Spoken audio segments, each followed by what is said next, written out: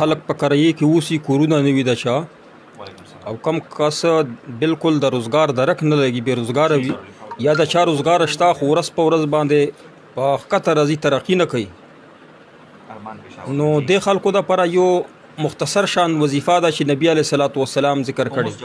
مونږ خپل پیج نه هغه وظایف ذکر کوو چې یا قرآن کې وي یا حدیثو کې یا مسنون وي، او بیا دا چې زیاتې وظایف نه ذکر کوو چې 500 بار وایا، 1000 بار وایا، خود سخته ځان نه جوړه شوي هغه وظایف نه ذکر کوو. یا به الله پاک ویلي وي یا به نبی علیه السلام ویلي. د چا چې کور نه وي په خپل کور، یا روزګار د سره وینه، یا روزګار وي خو روزګار کې ترقي نه راځي، نو یا قرضدار وي، مالی مشکلات ورته وي، نو دې دپاره داسې مختصر شان وظیفه ده چې تاسو په عمل وکړئ. مختصر وظیفه ده، نو تاسو به انشاءالله دغه بېروزګاري به ختمه شي. خپل کور به دا خلکو ازمایلی ده، دغه مونږ په خپله هم خلکو ازمایلی، خلکو ته الله پاک خپل کور هم ورکړی، روزګار یې تیر پروګرام کې چې کومه وظیفه ما ذکر کړې ده د محبت دپاره یا بېروزګارۍ دپاره، هغه د داسې بېروزګارۍ دپاره چې چا روزګار نشته ده، چېرته انټرویو ورکوي، ټیسټ ورکوي، نو خلک الله په مهربانه کړي. هغې یو هفته مخکې مونږ ذکر کړې وه، نو سوات نه ډېرو ځایونو نه مونږ ته ټلیفونونه راغلل چې زمونږ کار په هغې باندې وشو.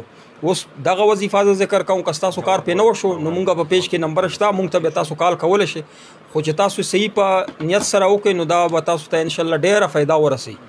هغه خلکو دپاره دا وظیفه ده چې د سره روزګار وي نه، چېرته انټرویو ټیسټ هم نه وي ورکړه، د روزګار مخه یې نه وي، یا روزګار روان دی خو په هغې کې ښکته راځي، یا خپل کور نشته کرایې کور کې اوسي، یا ځان ته خپل کور چېرته جوړولو کوشش کوي، یا قرضدار دی، مالي چې څه مشکلات وي هغو دپاره دا وظیفه ده، مختصر وظیفه ده.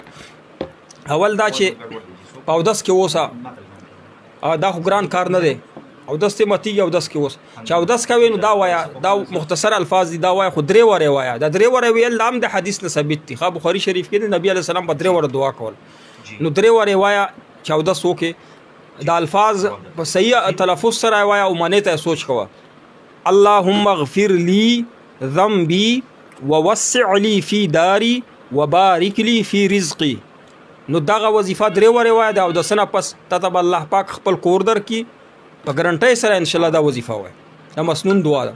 او بیا قرضونه به د الله خلاص کی انشاءالله، او که روزګار دی روان دی هغه روزګار به د انشاءالله په ترقۍ باندې ځي. او بیا په اخر کې وایم چې تاسو زمونږ دغه وظایف چې کم دي دا شیر کوئ، په دې شیر کولو په وجه او زمونږ پیج لایک کوئ. څوک چې زمونږ پیج لایک کړي او دا وظیفه شیر کړي هغه ته به ثواب هم میلوي، مونږ طرف نه د وظایفو اجازت هم هغو دپاره دی.